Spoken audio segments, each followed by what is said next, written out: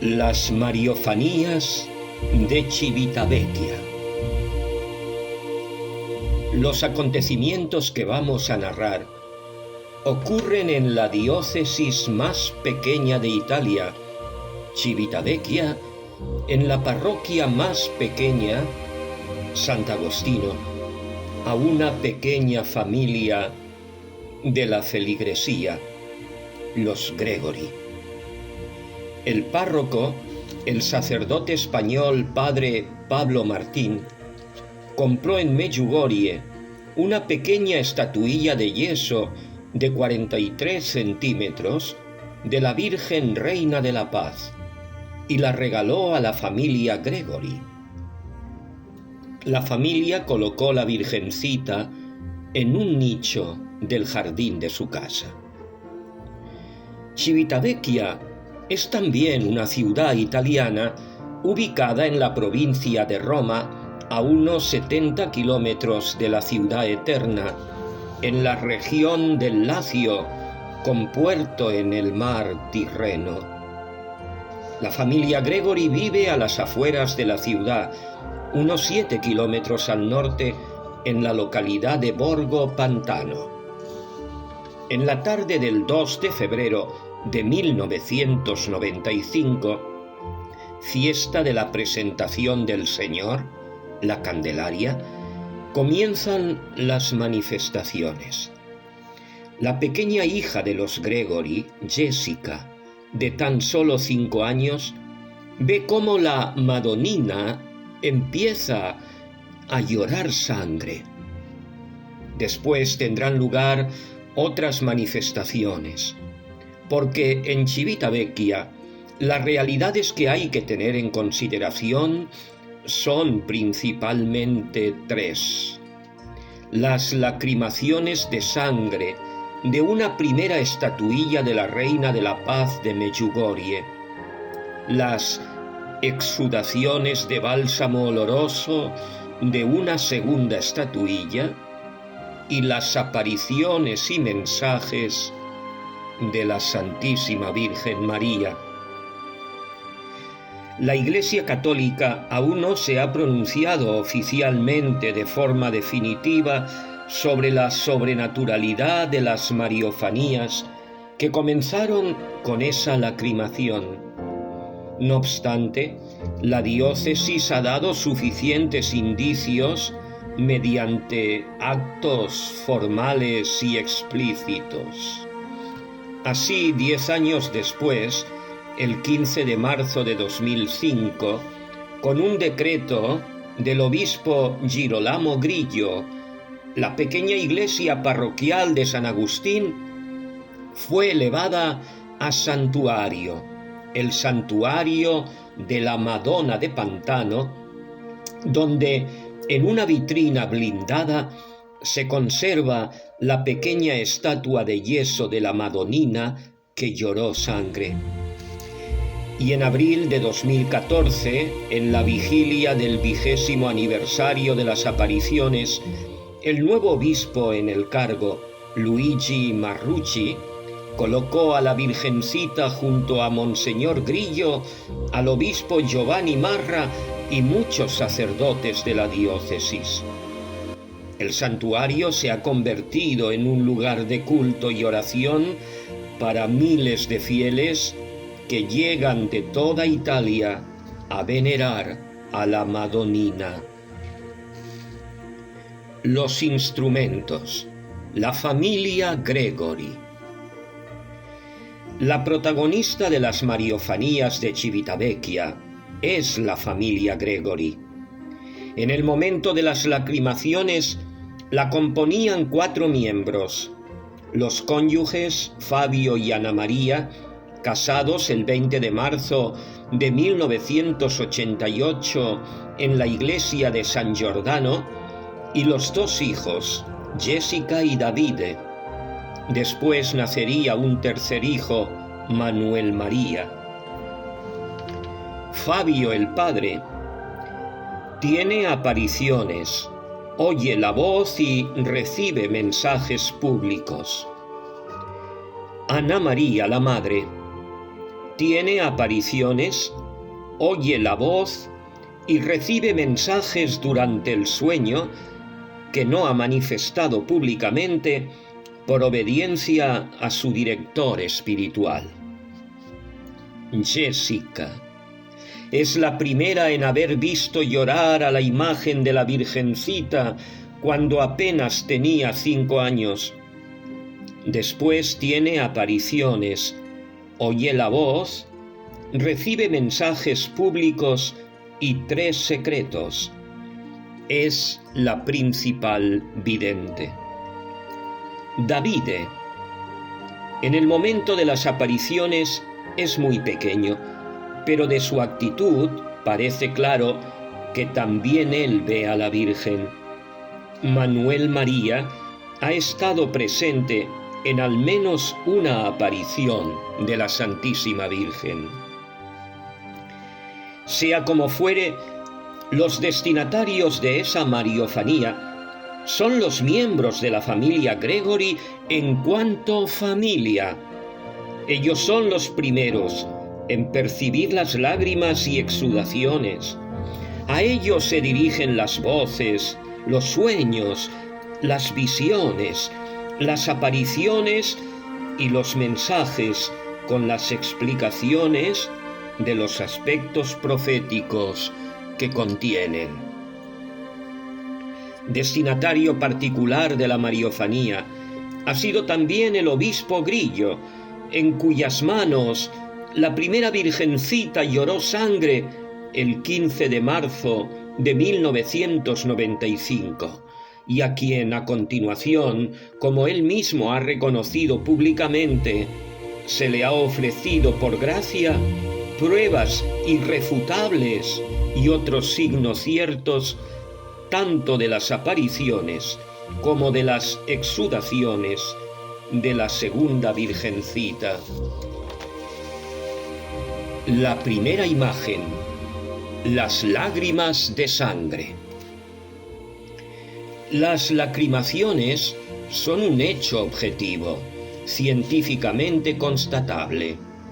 Se han verificado 14 de ellas, de las cuales 13 han sido en casa de los Gregory y una en la del obispo, Monseñor Grillo. La primera lacrimación tiene lugar el 2 de febrero de 1995 a las 4:20 de la tarde, cuando los Gregory están a punto de ir a la iglesia parroquial. La niña Jessica ve bajar un líquido de color rojo, parecido a la sangre, de los ojos de la Virgencita del jardín. Asustada, llama a su padre Fabio, que a su vez informa del hecho al párroco don Pablo Martín. A la segunda lacrimación, ocurrida el 3 de febrero, a las 7 menos cuarto de la tarde, asiste también el párroco. En los días sucesivos siguen otras lacrimaciones, hasta el día 6 de febrero, día en el que la estatuilla se retira de su sitio y es llevada al obispado. Los hechos están documentados por una serie de fotografías. Los testigos ven formarse y descender las lágrimas, o como mínimo en movimiento. Todos afirman con certeza que nadie estaba manipulando la estatua en ese momento. Otra lacrimación ocurre precisamente en casa del obispo, el 15 de marzo de 1995, a las 8:15 de la mañana, siendo testigo el obispo mismo y otras personas presentes en su casa. Monseñor Grillo, delante de otras 3 personas, saca la Virgencita que está guardada en un armario y al punto vuelve a llorar sangre. El obispo, en un pasaje de su testimonio escrito, afirma: mirando atentamente la estatua que tenía en las manos, nos dimos cuenta de que en la mejilla derecha de la estatua había una gran lágrima de sangre, que después comenzó a descender lentamente hasta debajo del cuello de la estatua por algunos minutos y algunos centímetros. El testimonio del obispo es de gran importancia, sobre todo porque al principio se mostró escéptico sobre los hechos. El 10 de febrero de 1995, un análisis hecho por expertos del Policlínico Gemelli de Roma señaló que el líquido rojizo retirado de la imagen era sangre humana de varón.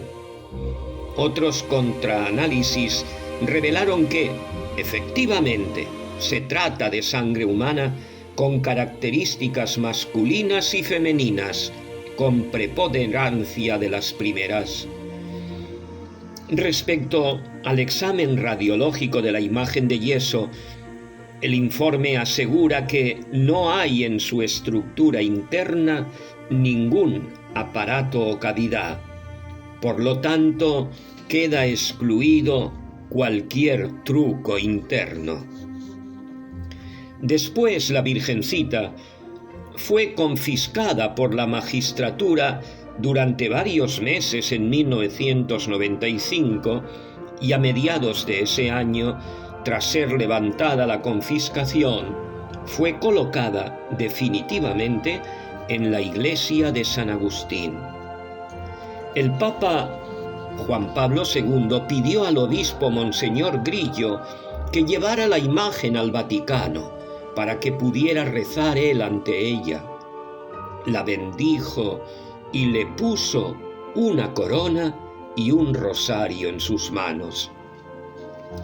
La Virgencita, Reina de la Paz, lloró 14 veces, 14 años después de la primera aparición de Medjugorje, de donde procede la estatua. Quien ama llora al ver la necesidad del amado. Nadie, solo Dios, nos ama más que la Santísima Virgen María. María como madre, como corredentora, manifiesta sus lágrimas a sus hijos. Llora al ver cómo nos encaminamos hacia el abismo. Hijos queridos, lloro porque os estoy hablando en todas partes del mundo, dándoos signos extraordinarios, pero no me escucháis. Me estoy presentando a vosotros de distintas maneras, pero vosotros no me aceptáis con verdadero amor en vuestros corazones.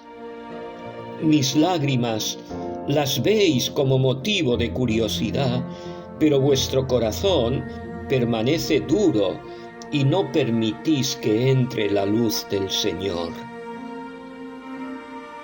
Las exudaciones de aceite de la segunda imagen. Existe otra estatuilla, una segunda Virgencita, igual a la primera, comprada también en Medjugorje, en la misma tienda, regalo del cardenal Andrzej Maria Descur, íntimo amigo del Papa San Juan Pablo II, y que es también fuente de fenómenos misteriosos. Desde 1996 está expuesta en la pequeña gruta, nicho, que hay delante de la casa, en sustitución de la anterior. Cuando la justicia italiana, en abril de 1995, tuvo bajo embargo a la Virgencita durante algún tiempo, el cardenal compró y bendijo la segunda Virgencita en nombre del Santo Padre y la entregó a don Pablo para que se la llevase a la familia Gregory. En esta segunda estatuilla de la Virgen, regalada por el cardenal Descur, se produce desde el 3 de abril de 1996 un fenómeno extraordinario. De ella emana un líquido oleoso, bálsamo muy perfumado. A veces el líquido surge de los ojos, dando lugar a una verdadera lacrimación. La mayor parte de las veces tiene la característica de una exudación. A menudo se forman gotas gordas que descienden y se agrandan siempre más hasta mojar el pedestal. Se manifiesta ante personas individuales, familias o grupos, provocando gran conmoción y devoción. Los testigos siempre quieren llevarse una bola de algodón o un pañuelo impregnado de aceite perfumado. La duración del fenómeno varía, desde pocos minutos a horas e incluso a días, y suele producirse en las fiestas litúrgicas, en particular las de la Virgen. Aunque no es posible prever el fenómeno, porque ocurre en los momentos y circunstancias más impensables. El fenómeno a menudo se manifiesta también en las hojas de hiedra que envuelven la gruta, en las hojas del árbol que la cubre y en otras plantas cercanas, y también en la piedra de la gruta. El aceite denota muchas realidades. Alimenta la luz de la lámpara que brilla. Penetrando profundamente en el cuerpo, da salud y fortalece. Es perfume, es alimento, es medicina, es vigorizante. Es símbolo de alegría, de riqueza y de felicidad. Es imagen de la abundancia de los favores y de los dones divinos y signo de la gracia sacramental. Es también signo de consagración. En la Escritura tenemos la unción real, sacerdotal y profética. Jesús es el ungido, el consagrado del Señor, el Cristo, sacerdote, profeta y rey. La unción de Cristo pasa al cristiano y el aceite de la unción es símbolo del Espíritu Santo que penetra dentro y comunica la vida divina, consagrando a quien elige, le da la fuerza necesaria para llevar a cabo la misión o ministerio recibido.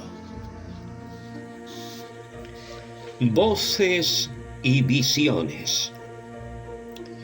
Como ocurre en la mayoría de las mariofanías, también las de Civitavecchia fueron preparadas por una serie de manifestaciones extraordinarias, además de las lacrimaciones y exudaciones de las estatuillas.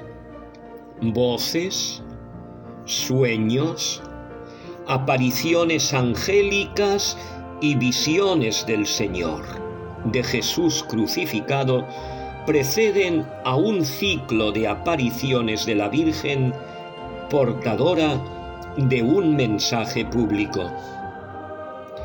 Los primeros mensajes que recibe la familia Gregory provienen de una voz exterior masculina, audible por los oídos, es decir, no en forma de locución interior que se imprime en la memoria y que se escribe después.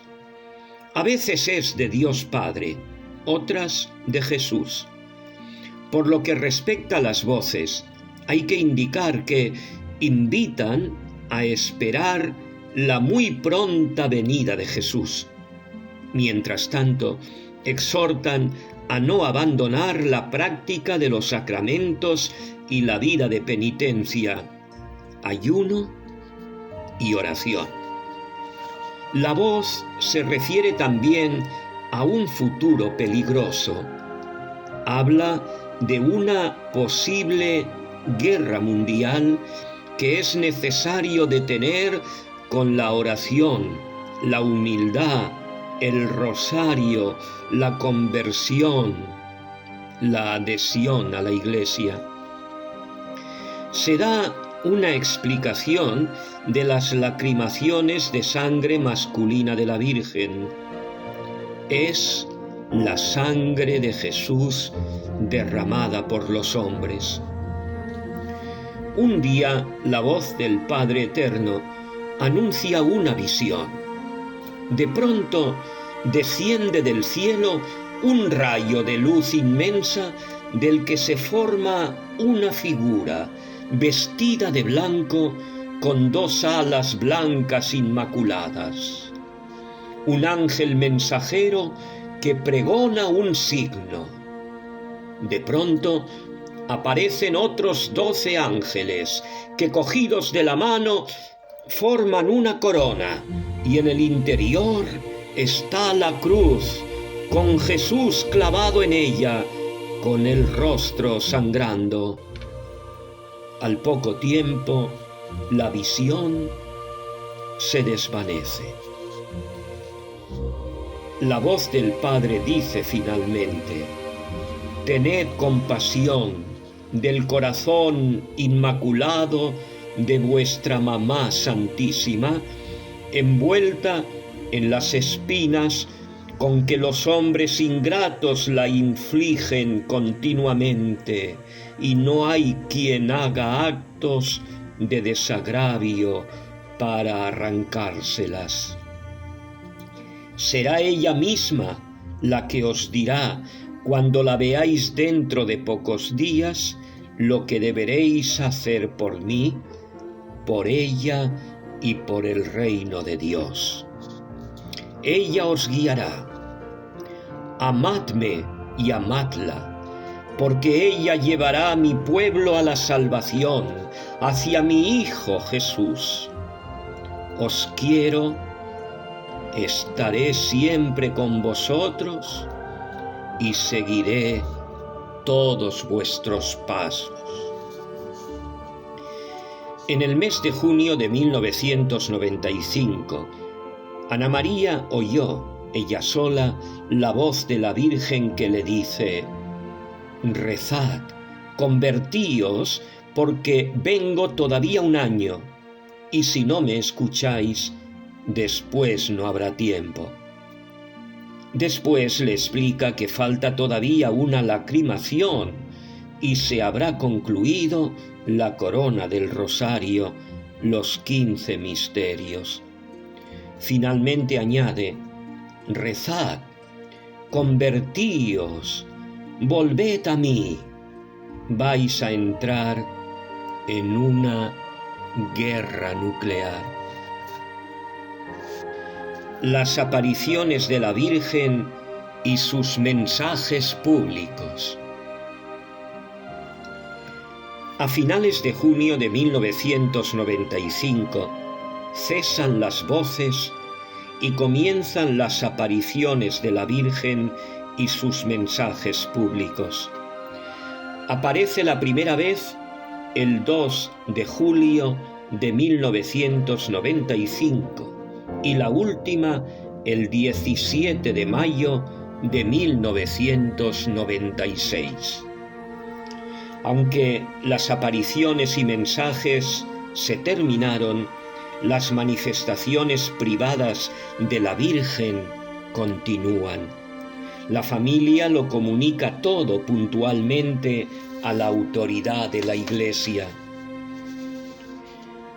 La primera aparición de la Virgen tiene lugar en la iglesia de San Agustín mientras se celebra la Eucaristía. Se aparece sobre el altar. La Virgen estaba sobre el Padre Pablo, con los pies inmersos en una nube blanca, con los brazos abiertos y las manos vueltas hacia la tierra. Era igual que la Virgen de Fátima. Terminada la Eucaristía, desapareció.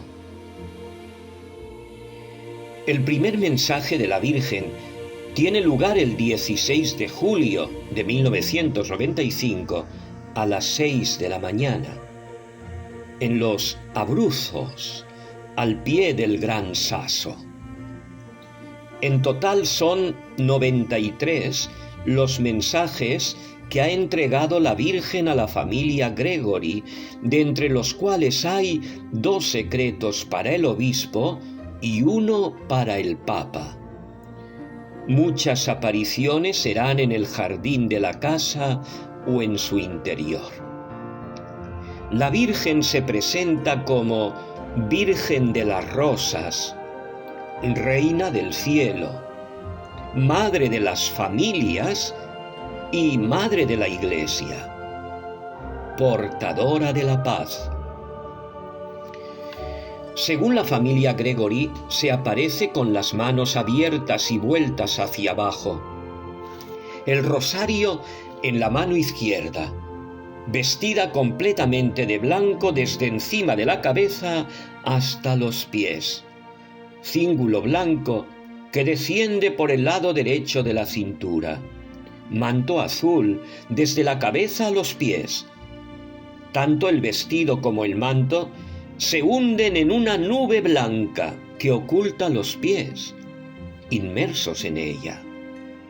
Cabellos castaño claro, con raya en el centro, que descienden un poco y entran en el manto, de modo que dejan el rostro completamente visible. Detrás de la cabeza, una grandísima luz, aproximadamente 1,65 m de altura, en torno a los 16 años, de belleza indescriptible. La Virgen misma les explica el significado que encierra su modo de aparecerse. Mi manto azul representa el cielo, el mar y el agua, signo de vida. Mi vestido blanco es signo de pureza divina. La luz que veis sobre mi cabeza es la luz del Señor. El rosario que llevo es el arma divina para derrotar a Satanás. La aparición es cercana, a unos 2 metros, y se presenta como una persona viva, real, sólida en 3 dimensiones. Se deja tocar. Su cuerpo está caliente. Cuando habla para dar los mensajes, mueve los labios. Su voz es clara, límpida, y el modo de hablar parece una melodía bellísima que se percibe con los oídos como una voz que viene de fuera. La familia no es convocada. La aparición ocurre en los momentos más inesperados. Parece como si la Virgen ya estuviera allí. Se dan cuenta de su presencia porque les llama. No se la ve llegar, como por ejemplo en Fátima o Medjugorje. Al final desaparece poco a poco, sin que se la vea andar o alejarse. La última aparición con mensaje público tiene lugar el 17 de mayo de 1996. Primero habla con Jessica y le entrega secretos, después a Fabio, y anuncia el final de las apariciones. Yo me marcho. Y explica que ha cumplido su cometido. Repite que Satanás buscará destruir la familia y la Iglesia. Invita a no caer en las trampas del maligno, escuchando a Jesús revelado en la Iglesia. Les ordena obedecer a los padres espirituales y a los sacerdotes. Les invita a ser siempre una verdadera familia cristiana, a llevar una vida en el amor y a ser portadores de paz.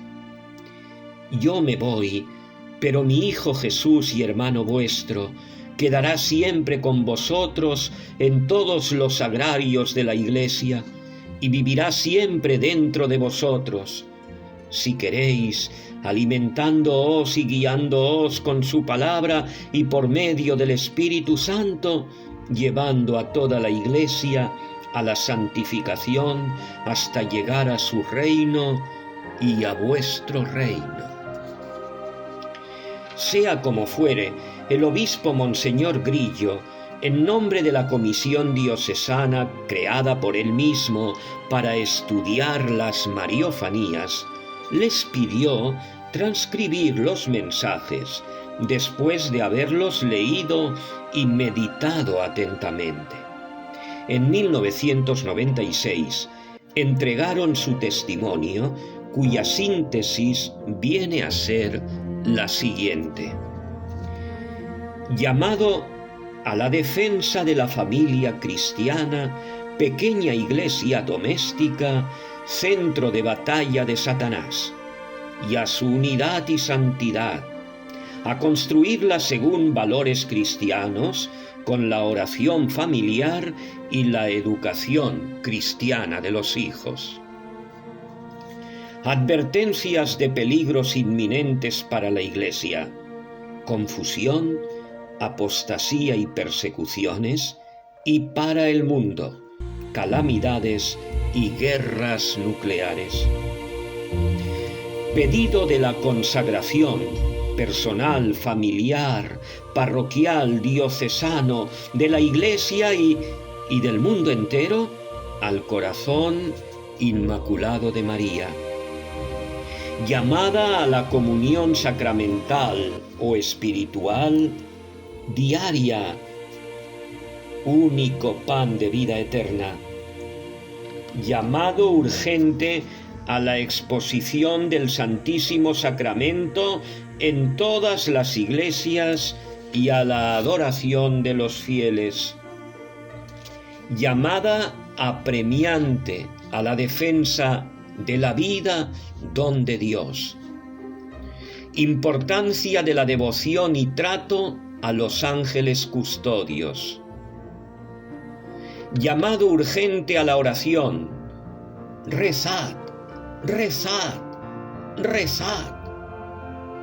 Sobre todo al rosario, única arma para derrotar a Satanás y no caer en pecado. Llamada a la lectura y meditación de la Sagrada Escritura y a seguir con fidelidad el magisterio de la Iglesia. Llamado a la vida sacramental, particularmente a la confesión y a la Eucaristía, Santa Misa y adoración. Llamado a la necesidad de la dirección espiritual para un crecimiento seguro y más profundo de santidad. Llamada a la docilidad y obediencia a la divina voluntad.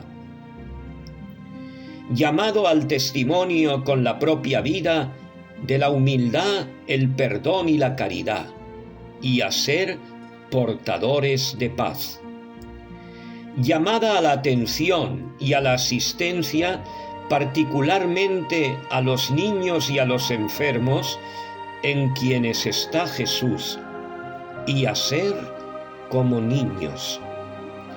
Llamada a aceptar y ofrecer los sufrimientos, pues si se acepta y se une al sufrimiento de Jesús, servirá para repartir infinitas gracias espirituales, personales y para toda la Iglesia y por el reino de Dios. Advertencia sobre el fin último del hombre, que es la vida eterna con Dios, la salvación del alma para la eternidad. Hay 3 mensajes secretos revelados a Jessica, de los que 2 se dirigen al obispo Monseñor Girolamo Grillo y 1 al Santo Padre Juan Pablo II, del que la Virgen asegura que es el don más grande que su corazón inmaculado ha obtenido del corazón de Jesús.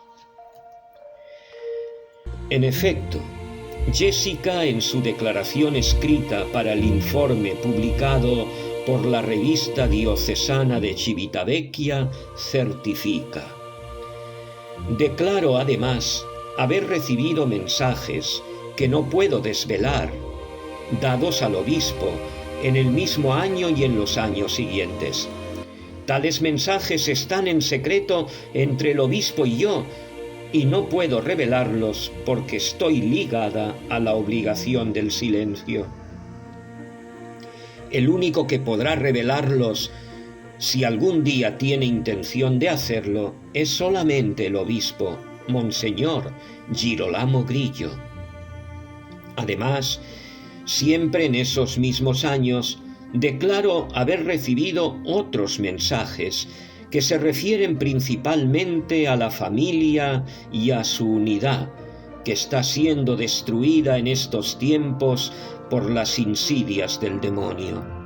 Tales mensajes piden también mucha oración ante Jesús Eucaristía, asistir a la Santa Misa todos los días, confesarse al menos una vez a la semana en el Día del Señor, rezar el Santo Rosario, consagrarse al corazón inmaculado de María. Sea como fuere, los mensajes divulgados por el capuchino Flavio Ubodi en su libro La Virgen de Civitavecchia, Lágrimas y Mensajes, de la editorial Homo Legends, contienen una preocupación constante por la Iglesia y la humanidad que camina inconsciente hacia el abismo. Se advierte de una posible guerra mundial nuclear de consecuencias incalculables, pero condicionada a nuestra respuesta, y que por tanto puede ser parada con el amor, la oración, la humildad, el rosario, la penitencia, la conversión. Se recuerda que las tribulaciones dolorosas, las calamidades y las guerras son siempre consecuencia de la corrupción y del pecado. El hombre debe volver al amor de Dios y al amor fraterno. Nuestra Señora advierte que Satanás quiere desatar el odio y la guerra para destruir a la humanidad. Quiere derribar la Iglesia de Dios, comenzando con la pequeña iglesia doméstica que es la familia. Sin una nueva conversión, muchos pastores traicionarán su vocación, incluso con escándalos graves, y la Iglesia conocerá gran apostasía.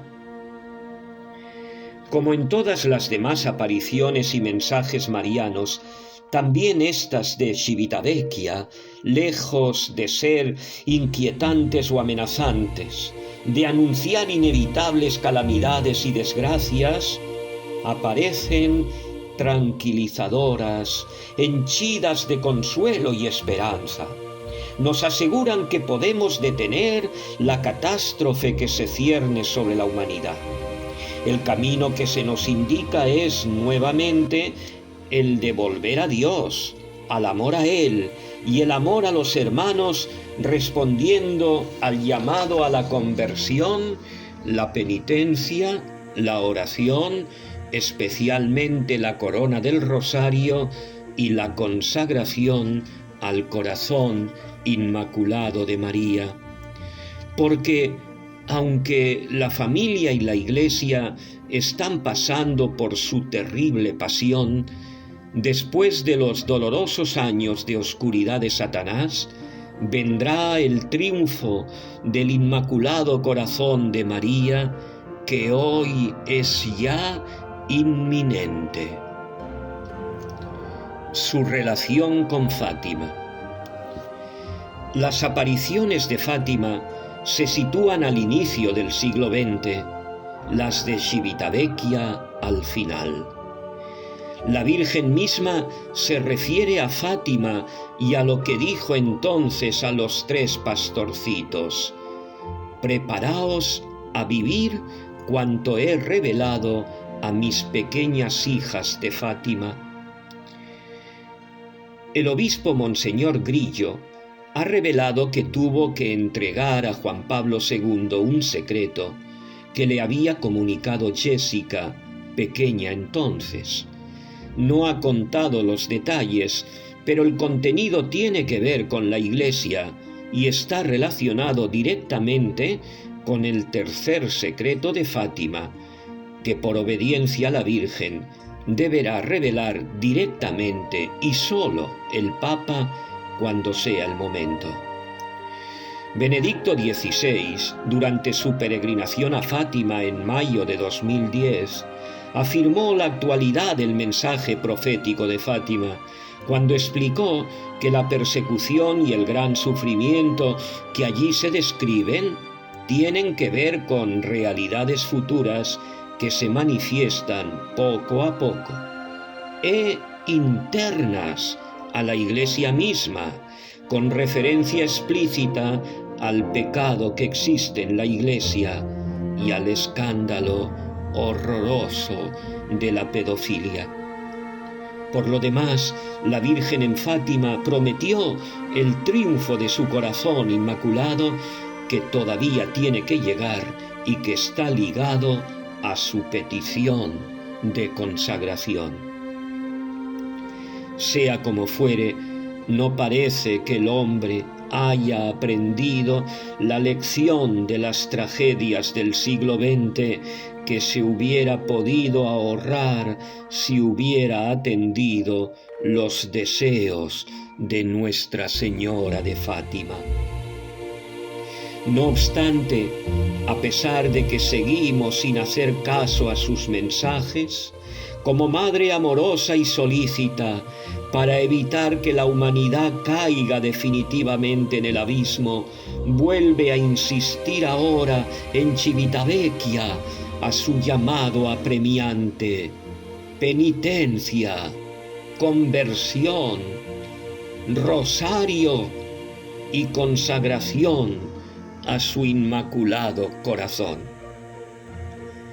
La Virgen busca hijos, familias que la escuchen y la obedezcan, colaboradores generosos que formen parte de su ejército como apóstoles de los últimos tiempos, almas que recen, se sacrifiquen y consagren a su inmaculado corazón, que ofrezcan sus propios sufrimientos y su misma vida en reparación a las ofensas que contra Dios y ella misma continuamente cometen los hombres, almas víctimas por la salvación de toda la humanidad y apóstoles de su paz y de su amor, como dicen Medjugorje, que ayuden a su inmaculado corazón a triunfar